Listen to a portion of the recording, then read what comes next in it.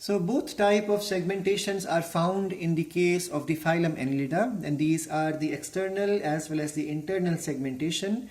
And these are the internal segments are formed because of the transverse septa. Septa stands for partitions, and segments show serial repetition of the organs. For example, I can give an easiest example.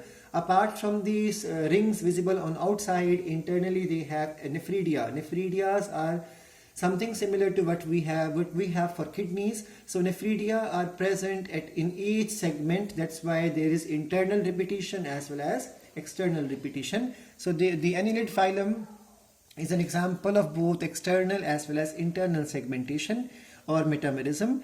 Their germ layers include triploblastics. So when they develop from the three layers, which are the ectoderm, mesoderm as well as the endoderm.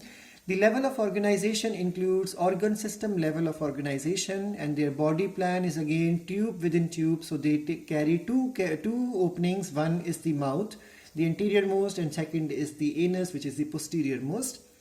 Their body plan is this means their body plan is tube within tube type of body plan, and their body cavity is present. A true cavity is present which develops from mesoderm. Therefore, it is called as a coelom or eucoelom.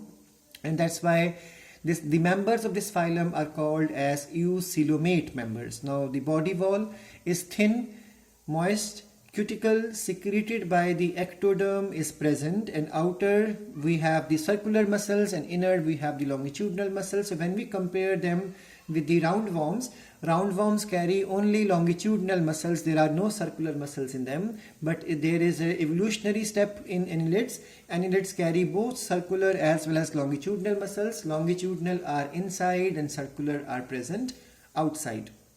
Their skeleton, just like in the case of the Platyhelminthes and Aschelminthes, their skeleton is basically the hydrostatic skeleton or the hydroskeleton, which is present because of the coelomic fluid present in the body. This fluid causes the turgidity or tightness of body, or which gives a particular shape and size to the body and provides certain amount of pressure.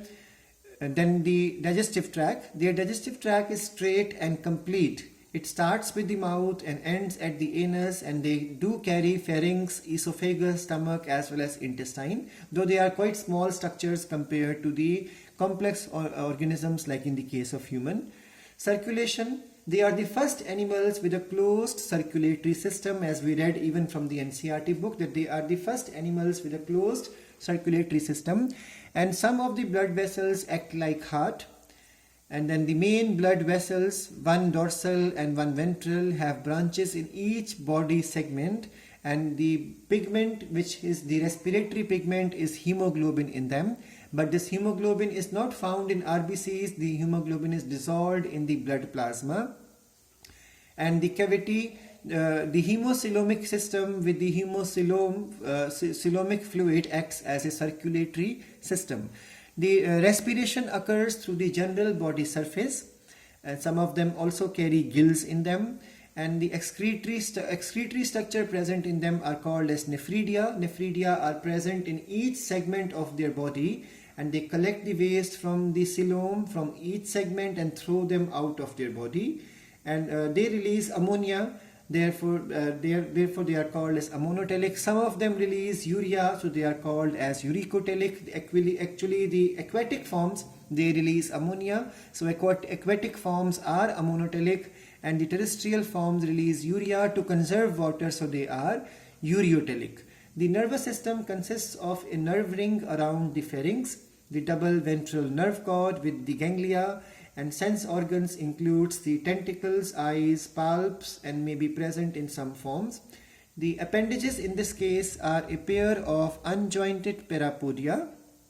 Parapodia are present, remember, in each of the segment parapodia. One pair of parapodia is on considering at the both sides of each segment, and these structures can even carry the bristle-like structures called as setae in each segment, which help them in their locomotion. You must have seen how earthworm moves. That movement is because of the help of setae. But when we talk about the Nereis is a sandworm.